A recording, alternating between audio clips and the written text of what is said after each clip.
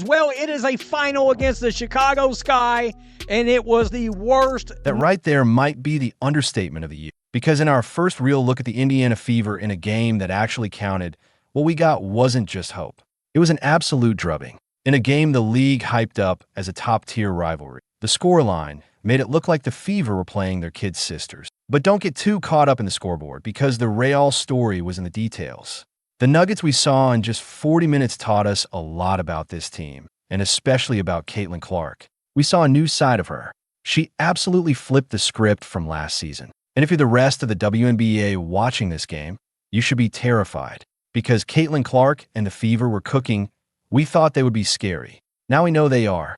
Let's break down all the spicy stuff. Because after this performance, it's going to be really hard not to start talking MVPs and championships.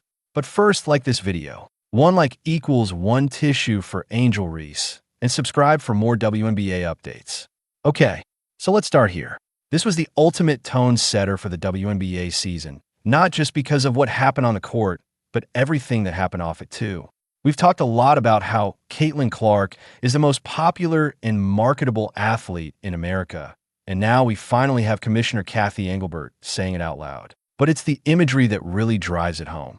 Lines of people forming hours before the store even opened. 6 hours before tip-off, fans were already camped out, just waiting to buy merch.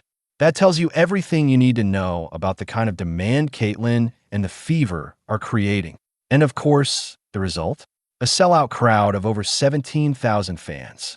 And that shouldn't be a surprise.